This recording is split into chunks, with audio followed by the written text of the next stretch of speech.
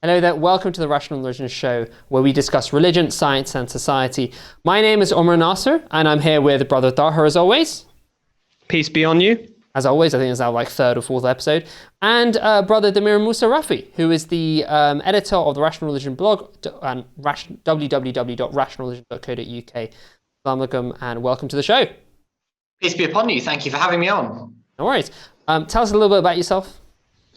So I'm a junior doctor working in London, hoping to go into psychiatry and have an interest in mindfulness, having done one course in it a few months ago.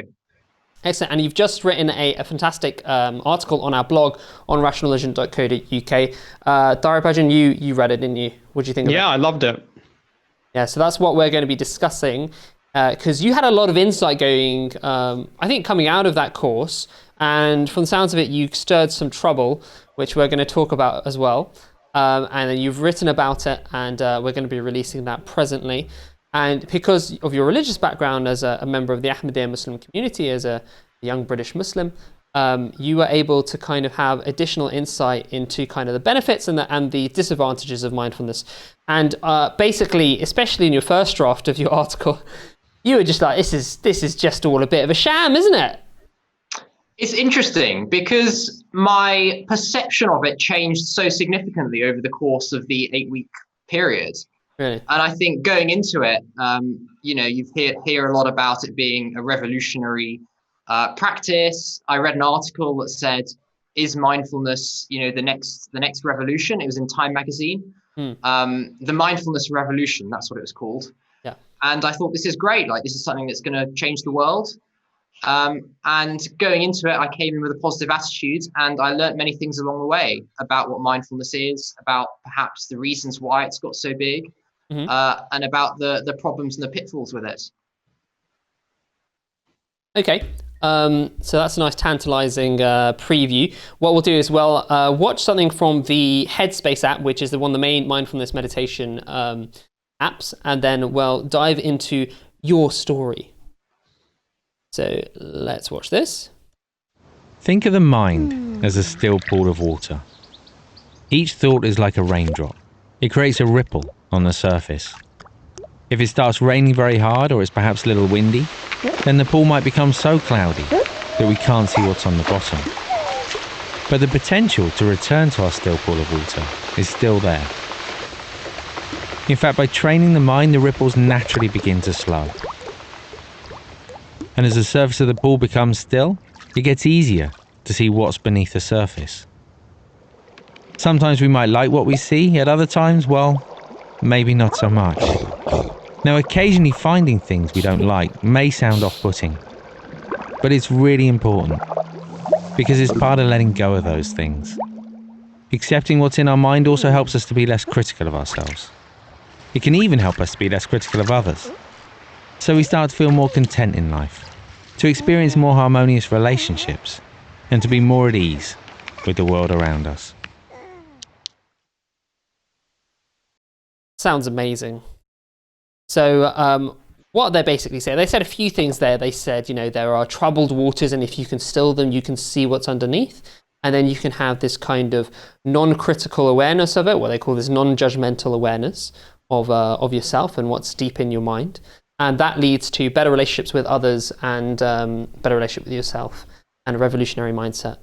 And essentially enlightenment is a lot of the implication of modern mindfulness. So why don't you kind of walk us through what you thought of mindfulness before going in, and then your early experiences with it? And actually, should we define mindfulness first? I mean, do you want to define it first? Loosely, and then we can discover what you found it to be. Sure. So the origins of mindfulness actually can be traced back to Buddhism. So Buddhist religious teachings use the word mindfulness specifically to refer to one of the aspects that can lead an individual to liberation or to salvation. And alongside mindfulness, there were other things. So there was understanding well, having good intentions, having good actions in your life, living with kind of good morals. And what this kind of new spiritual, secular spirituality has done is taken mindfulness and made it into a scientific / spiritual discipline applicable to the kind of current modern age. So that's essentially what it is. And going into it, I thought that sounded like a really good idea. I'd watched some of these Headspace adverts, which seemed like it was a perfectly harmless thing. And I went into it with a very positive mindset. Yeah. So what was? Tell us about your. Pajun, you're laughing quite a bit. What are you laughing at? I know the story, so I know where this is going. I like how he's setting it up, right? He's setting it up. Yeah, he's like, oh, it was so positive, and I was so interested, and I could just see like a little child walking into school on the first day, so eager, and then. It makes it sound like we're digging up some kind of really bad details, some sordid details about what it really is. Beware of mindfulness. I don't think it's quite that dramatic. Overall, I think you were just underwhelmed. It's still an interesting story. It is. So please, the floor is yours. That's about the first session, I guess. Well, the first session was a series. Well, the first session, actually, the first exercise we did was an eating meditation. So we were each given a cranberry or a raisin, something like that, which immediately I didn't like because I really dislike raisins. And so I struggled in the very initial stages. And we were told first to just look at the raisin, just see how it felt on our palm, look at the edges of it, look at the shape, look at the kind of feel the texture. And we were told then to put it into our mouth and not swallow it, but just kind of see how it feels around our mouth with our eyes open. And then we were told to close our eyes and just think more deeply about the tastes of the raisin, about how it feels in our mouth. It was excruciating because I don't like raisins. It was really, really excruciating. But anyway, so finally, after a long 10-minute period, they forced you to slowly eat something you dislike. Exactly, one of my least favorite foods. So it was a struggle. I don't think that's shaped my whole experience, but it was a bad start. I think it may have. I'm not going to lie. I think you need to reflect on this. But this really set the tone. So it was basically a long process in order to really think about all the actions that we were doing. So the first one was eating.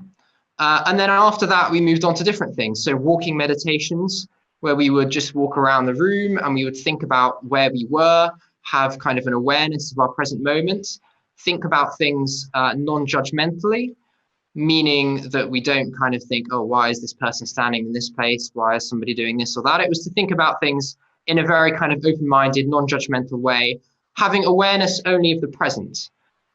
So not thinking about kind of what's gone before or, hopes or problems in the future that we might be facing. So it's about living kind of in the moment and appreciating the moment for what it is, I guess. Mm-hmm. And so we walked. I was doing this kind of around a hospital facility. So we walked like around the psychiatric hospital for about 20, 30 minutes 1 week. 1 week we walked around the gymnasium. And it was all about kind of that aspect of being aware. Yes. Is this a standard NHS course? Exactly. It's called MBCT. So it's called Mindfulness-Based Cognitive Therapy. Yeah. And it's a standard course that was used in initially in kind of depressed patients or patients with emotional dysregulation. Yeah.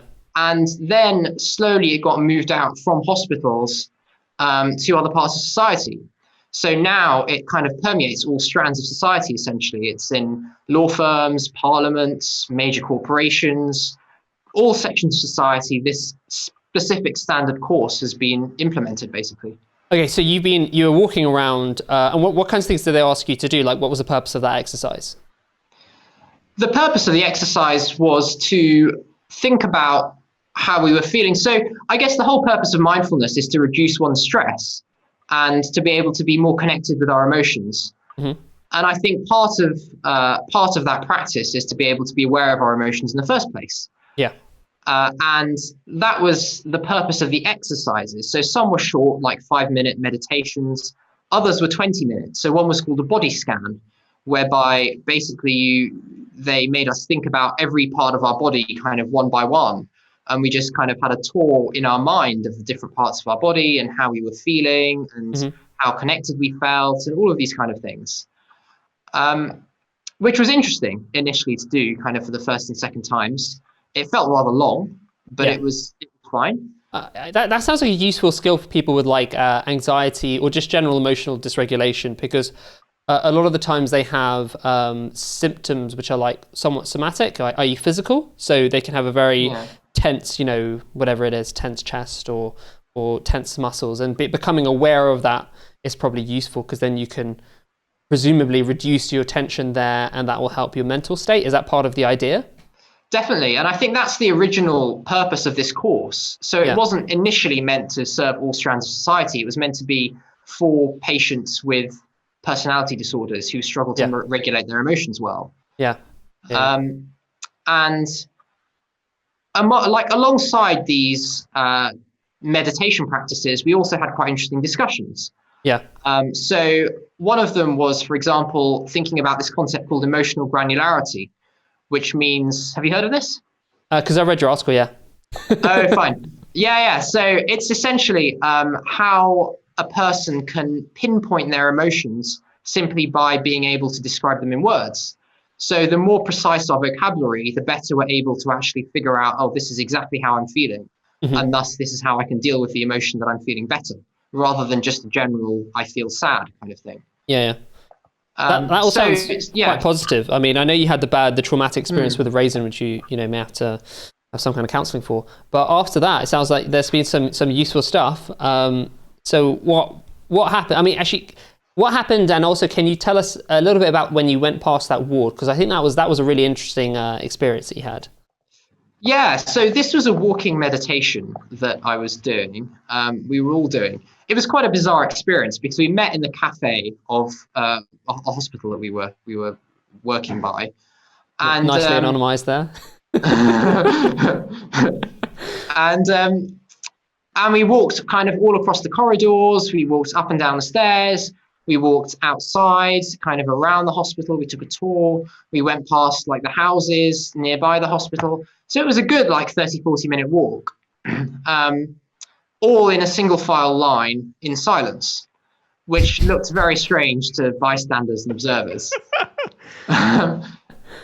So that was that. And they told us essentially, again, just to think about things in the present moment, non-judgmental awareness, which I did. But I walked past a ward where I'd previously worked.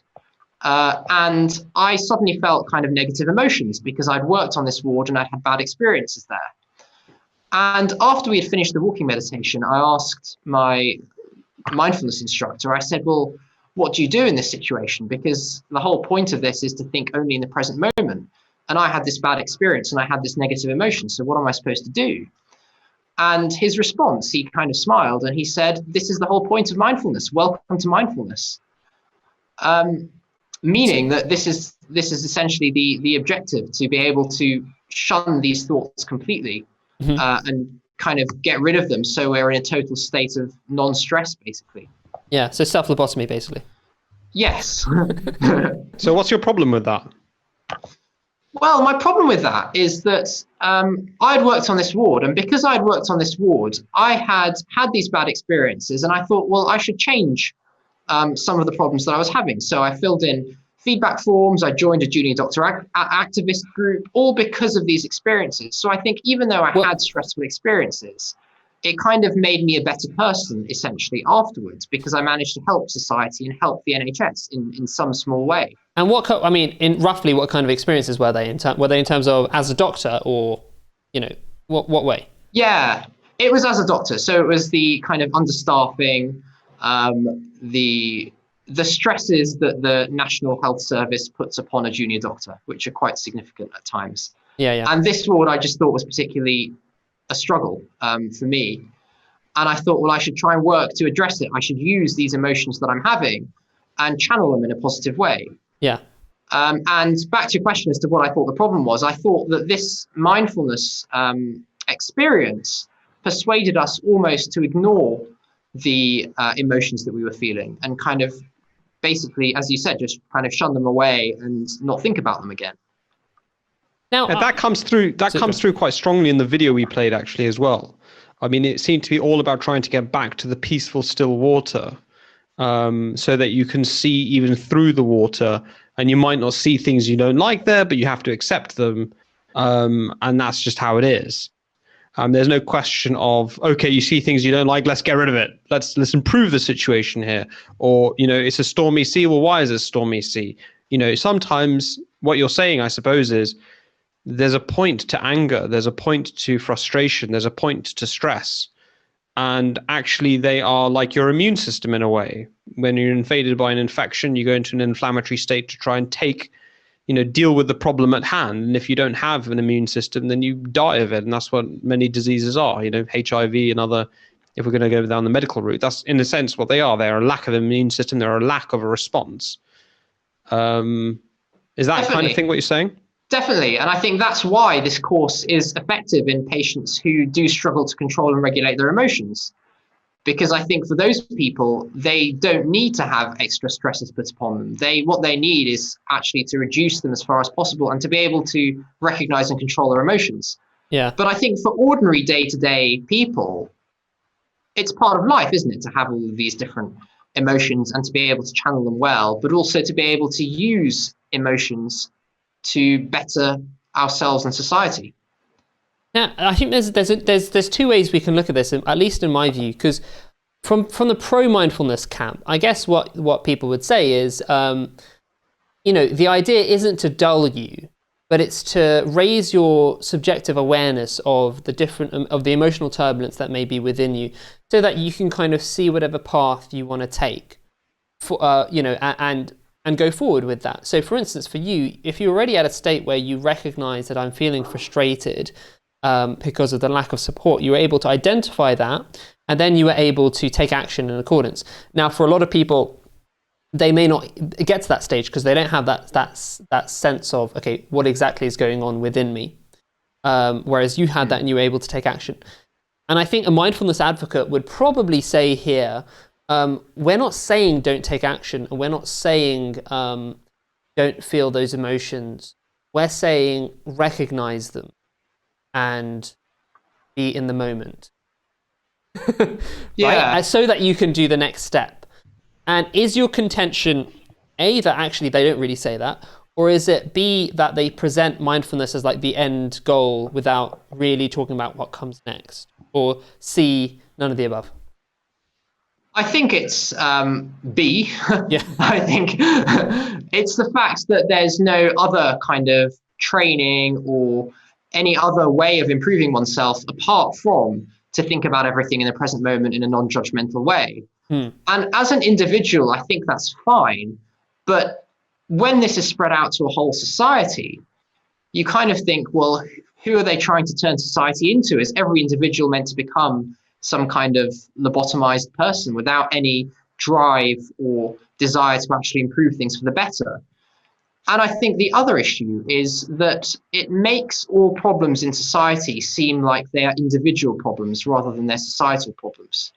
So I think mindfulness gives the message that stress is something that we impose on ourselves, and we are the people that have to deal with them. And we do have to deal with them, but we also live in an unjust and unequal system at times. Many ordinary workers kind of live paycheck to paycheck. They have a lot of stresses in their life. And I think telling them the solution is simply to do this mindfulness practice. Essentially get better at dealing with stress.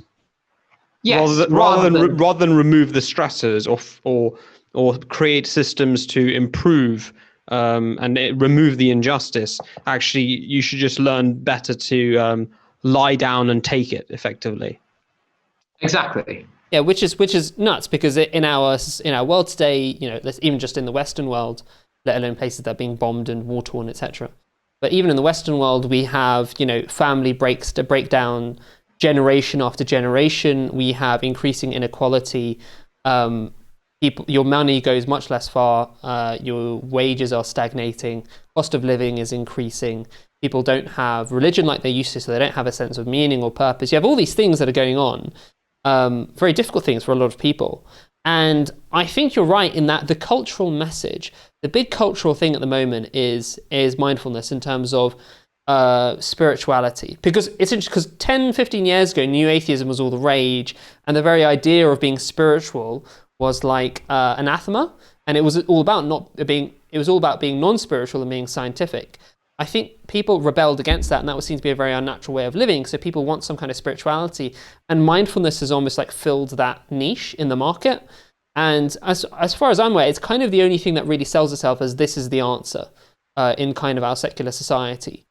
So while mindfulness advocates maybe a particular advocate, while being pressed, probably wouldn't say, well, this is the overall answer. The stress that's laid upon it and the way it's presented kind of is, in my view. Was that reflected in the course at all? I think it was, and I don't think it's a conscious thing either. Like, I don't think the instructor was thinking, oh, this is like some kind of grand conspiracy in order to numb every single person. Yeah. But I think that's the impact it's had, particularly given the fact that it's been rolled out to companies and corporations, and so all the workers have this, compulsory mandatory mindfulness training. School children have mindfulness training. And all the while, you kind of think, well, these CEOs like earn billions of pounds. 8 billionaires have as much wealth as half the world's population.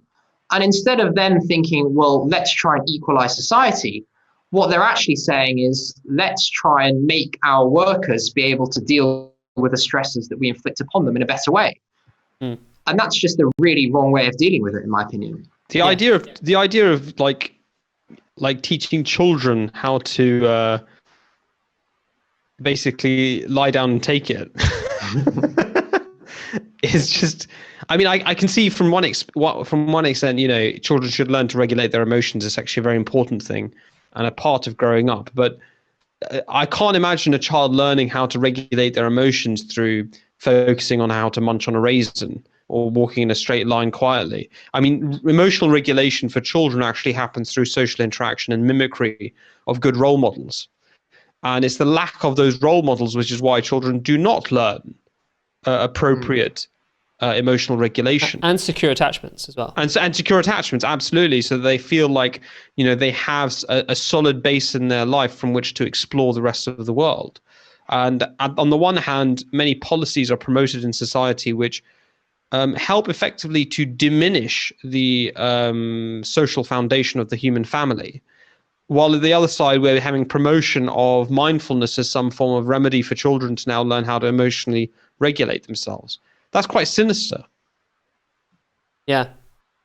I mean, how did that then develop in your course? Like, how did your perspective, did it slowly change, or was there kind of a moment when you were like, this is nuts, or like, how did it develop?